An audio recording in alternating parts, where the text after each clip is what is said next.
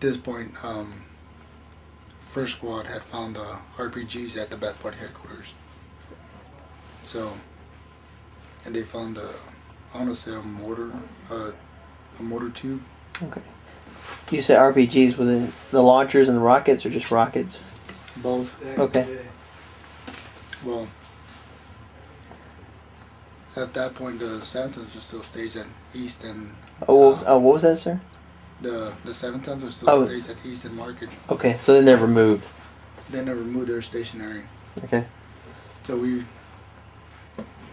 moved as a platoon, bumped and bound to Eastern Market, and they dropped off the ordnance and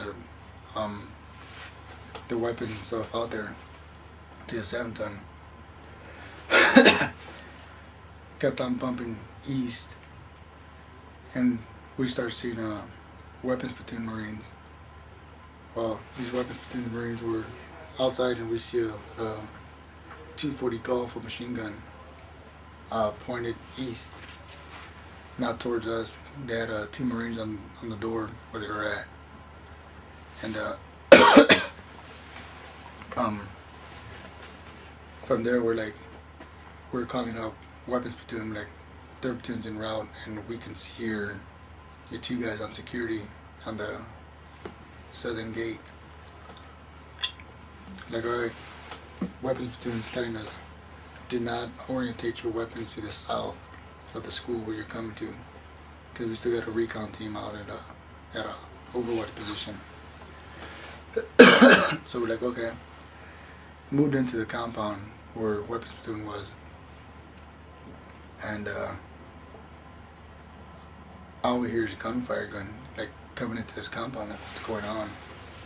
But we see Marines on top of a building, and a recon truck parked behind the west of this building. That, well, when you say compound, are you referring to the police compound, or? I'm referring to a school compound. Okay, school. Okay. Well, on top of the recon vehicle, it was Sergeant Champion at the time was with the 240 orientated into the building where they were getting contact from. Okay, and when you refer to a recon Hummer, I mean, how's that different from the Hummers that the company had at that time? Yeah, the Hummers, this was like a high back.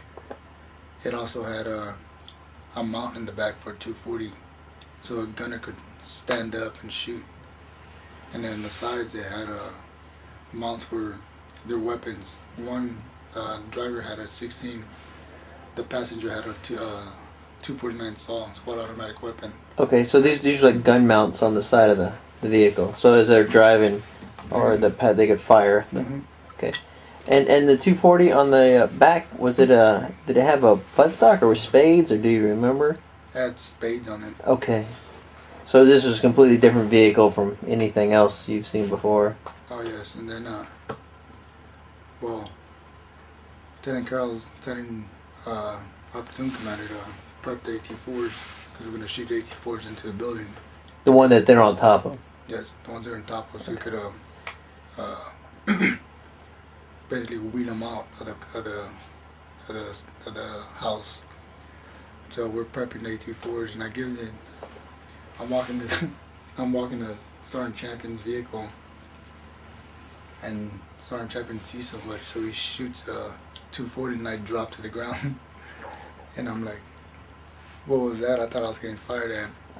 Well, I start dragging myself to the side across from Sergeant Champion. Who was firing from the back of the Humvee? Yeah. Okay. So I get back to a safe position inside a building, inside one of the school rooms. Well, I gave my AT-4 that I had to PFC Tucson. He was my PFC Tucson? PFC Tucson. Okay. He was actually my point man for the April 17th. Well, I prepped it for him, and I sent Corporal Davis with him, his team leader, with him to an overwatch position for south of the school compound. There's a actual higher ground in the school. Well, they get on top of there, and I sent him Lance Corporal Reap. He had a 249 saw with him, and PFC Tucson had a M16 with an RCO. What's an RCO? An optic, scope optic. Oh, okay, okay. So, and he had the 84 with him.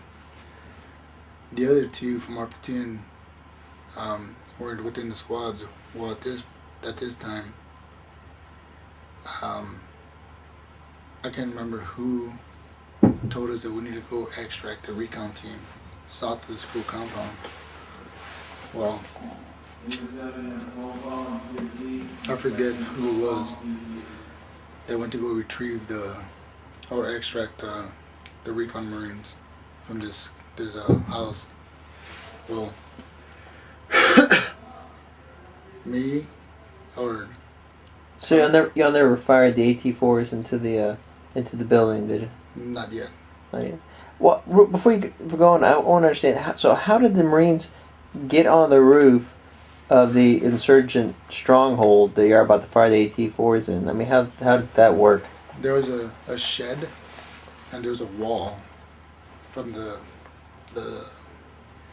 this house had a big, I want to say about 6-7 foot wall.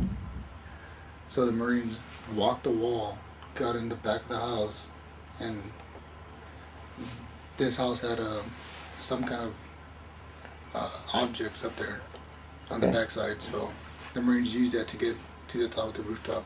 Okay. Were they aware that when they climbed up on the roof, were they aware that there was insurgents in the house, or that was something they found out later? We found out later. I don't know how they got up there. No, I'm saying the Marines that got on the roof. Were they aware that there was insurgents in the house? I'm not sure because we got there when they were already on top of there. Okay. And that was all weapons platoon Marines. Okay. I was just wondering if later on y'all discovered that they got on the roof, and then later discovered the insurgents were there, or they actually intentionally got on the roof knowing the insurgents were actually in the house. Again, I don't remember that part and okay. How and that they knew. But there was a team that went to go extract the recon team and went out to the south gate. Well, Lance Corporal Derek or Brown Derek, Sergeant Sudan, and myself walked out with that team from the south gate. They left west, and us three went east to go clear out some buildings. Well, at that point I had left. My first team leader, Corporal Davis, in charge of the squad, and Sergeant Sudan was our platoon sergeant, and we left east. We got to the first house and we see bullet holes on the door. So we're like, I get down and I'm like, hurry up, get on top of my knee. Excuse me. And jump over and I'll be next. I told Lance Corporal Brown Derek to do that. He gets on top, jumps over, and I get up next. Jump over. Get up to the house's front door. And I told Brown Derek, I'm going to kick it and you're going to go in first. It's like, we have to move fast because there's known insurgents in this area. Well, I kicked it. Brown Derek went in there quick. I went right behind him. Sergeant Sudan was at the trail end. And we clear out this house. At this point, we had cleared it out, jumped the wall on the side of that house to the next building. Did the same thing, cleared it out.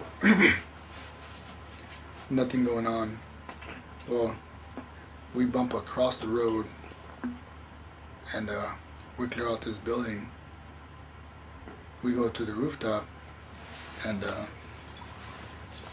we could actually see where the Marines are standing on top of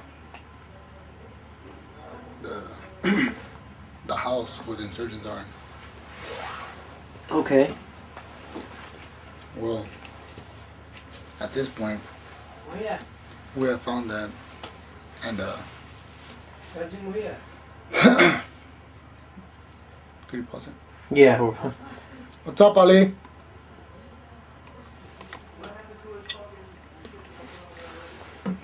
Okay.